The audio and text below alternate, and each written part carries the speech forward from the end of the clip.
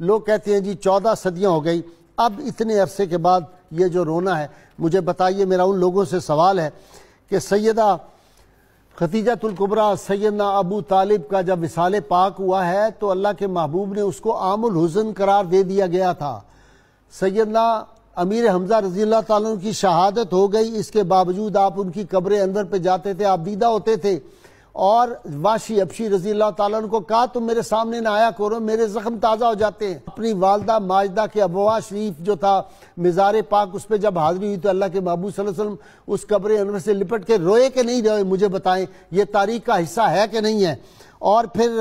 ہم نے دیکھا کہ عرب کے معاشرے میں کتنی دیر بعد تک بھی یہ ہوتا رہا کہ جب کسی کا کوئی فوت ہوتا تھا وہ سیدنا امیر حمزہ کو یاد کرتے تھے اور لوگ روتے تھے اور ان کی شان میں اشعار کہتے تھے۔ یہ ایک ہماری تاریخ ہے اس دکھ کی، ایک درد کی۔ اور پھر امام حسین علیہ السلام اور آپ کے سارے خانوادہ کو جس طرح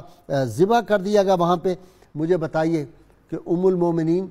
سیدہ ام سلمہ رضی اللہ تعالیٰ کے پاس ایک صحابیہ جاتی ہیں، کہتی ہیں 10 محرم کو میں گئی تو آپ بہت رو رہی تھی۔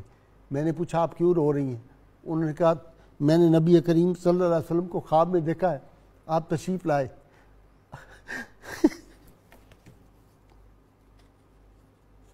فرمایا آپ کی ریش مبارک جو تھی وہ گرد آلود تھی، آپ کے بال مبارک گرد آلود تھے، کپڑے گرد آلود تھے، اور رسول اللہ صلی اللہ علیہ وسلم نے ارشاد فرمایا، میں نے پوچھا یا رسول اللہ آپ کو کیا ہوا؟ تو رسول اللہ صلی اللہ علیہ وسلم نے فرمایا کہ حسین قتل ہو گیا۔ میں وہاں پہ تھا۔ میں ایک سوال پوچھنا چاہتا ہوں، کسی آدمی کا سارا گھر کا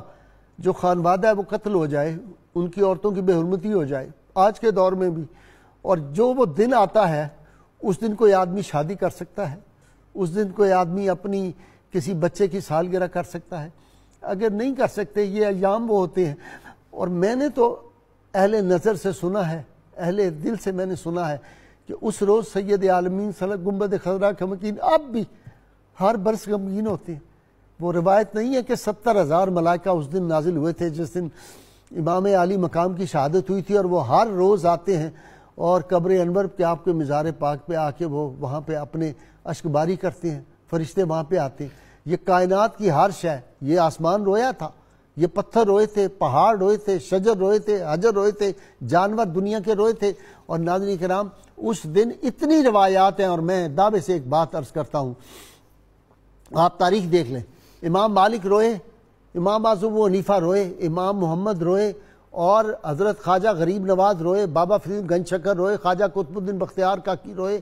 میں کس کس کا نام لوں، اور جا کے پوچھ لو، امام جو تھے سرخسی رحمۃ اللہ علیہ، ان سے جا کے پوچھیں، اور دیگر اماموں سے پوچھیں کہ کس طرح وہ لوگ جو تھے وہ اس دن رویا کرتے تھے۔ اور اس دن لوگ ایسے بھی تھے جو روزہ رکھتے تھے۔ میں نے ایسے ایسے بزرگوں کے بارے میں پڑھا ہے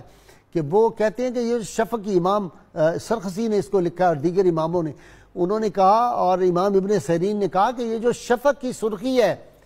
یہ 10 محرم کے واقعات کربلا سے پہلے نہیں تھی، یہ اس کے بعد شروع ہوئی ہے شفق کی سرخی۔ اور روز آسمان ایک دفعہ صبح اور ایک دفعہ شام ہمیں یاد دلاتا ہے اس ثانیہ کی جو کربلا میں ہوا تھا۔ میرا بہت زیادہ انٹرو ناظرین آج لمبا ہو گیا، لیکن میرے دل پہ بہت زیادہ اس بات کا بوجھ تھا، اور مجھے بڑی تکلیف تھی کہ بعض لوگ آج کل، میں نہ سمجھ ان کو کہوں گا، بد نصیب کہوں